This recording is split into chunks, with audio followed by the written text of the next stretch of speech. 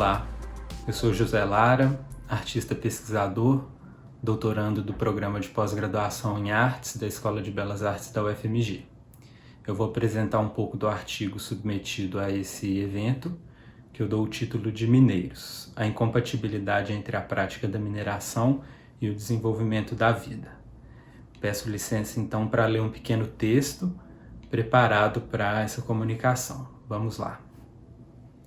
O artigo consiste em uma leitura crítica do filme Mineiros, de 2019, da jovem cineasta Amanda Dias, que é daqui de Belo Horizonte. Trata-se de um trabalho audiovisual com duração de 23 minutos e 17 segundos, de caráter simultaneamente documental e artístico.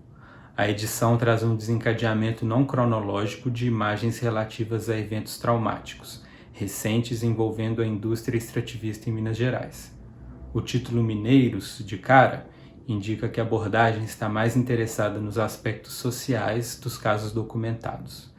Nesse sentido, então, identifico a dissipação de vidas e o ataque à memória cultural do povo mineiro como os dois pontos discursivos centrais. Defendo que o discurso, de maneira geral, como indica o título do meu artigo, é pautado na incoerência entre a ambição minerária e o desenvolvimento humano. O regulamento do mercado é prioridade sobre a vida nesse sistema. O exame crítico das imagens que eu faço, então, segue nesse sentido. O filme começa revelando a face oculta da Serra do Curral. A Serra do Curral é uma formação geológica que envolve boa parte da cidade de Belo Horizonte. A câmera aérea mostra a encosta oposta à cidade, um antigo ponto de retirada de minério de ferro. Nele, a paisagem torna-se industrial. Seu aspecto natural é transfigurado pela mineração, encontrando-se parcialmente erodida e ocupada por canaletas de drenagem, instaladas pela mineradora Vale, como método de estabilização geotécnica desse maciço que se encontra, então, abalado pela mineração. Mais do que importante área verde da cidade, a Serra do Curral desempenha um papel simbólico para uma sociedade que constitui seu imaginário junto à paisagem montanhosa. Ou seja, a identidade dos mineiros é enraizada nas formas do relevo que os envolvem. O filme indica, portanto, não só um ataque ao meio ambiente, mas também à memória cultural do povo mineiro. No filme de BH, o percurso vai até Brumadinho, um lugar abalado pelo rompimento da barragem de rejeitos da mina do Feijão, em janeiro de 2019, evento que foi responsável pelo consumo de centenas de vidas humanas. Dentre vários registros na região, destaco um arranjo de tomadas de túmulos de vítimas da catástrofe e cenários de mineração. Amanda Dias faz uma montagem de imagens que se intercalam entre sepulturas aparentemente improvisadas e paisagens tomadas pelo extrativismo, incitando a questão da incompatibilidade. Há um trecho, por exemplo, em que 7 imagens de lápides anônimas, apenas numeradas de 64 a 70, fazem uma espécie de contagem para o surgimento do take de uma grande cava de mineração.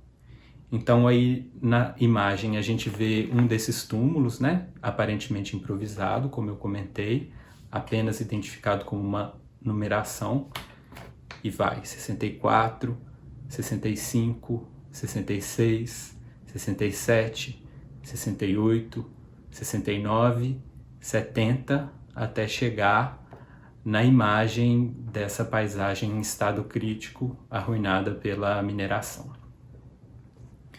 O vídeo segue para a região de Mariana, atingindo outro ponto afetado por rompimento de barragem de rejeitos, em novembro de 2015.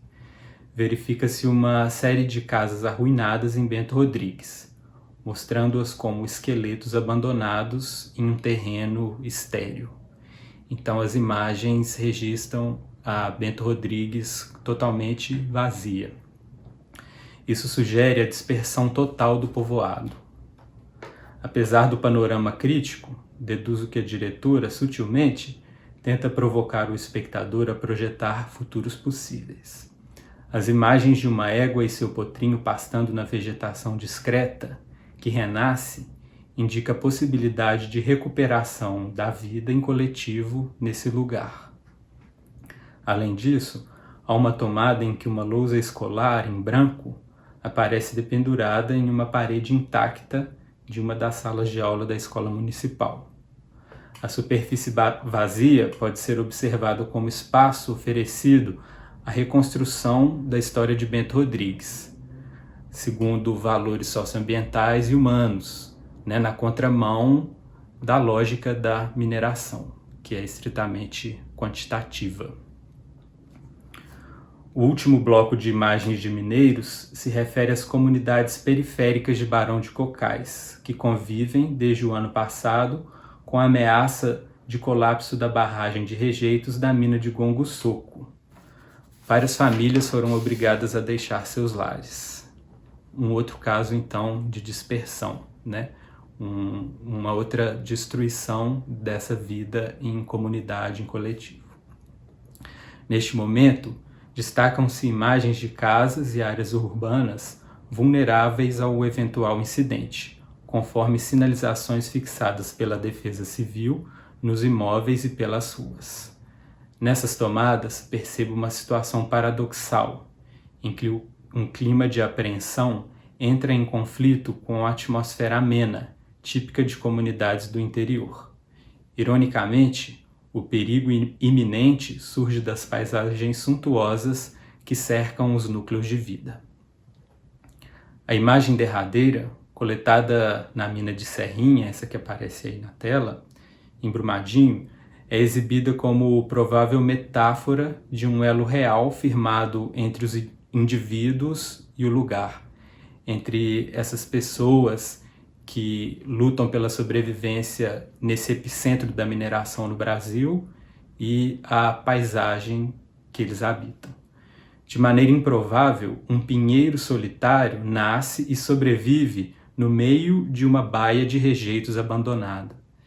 Então a autora provavelmente coloca o registro dessa árvore que cresce nesse terreno arruinado como uma espécie de metáfora da resistência dessas formas de vida que buscam se manter no meio das paisagens mineiras da mineração. Bom, é isso que eu tinha para apresentar. Obrigado e espero que a gente tenha boas conversas.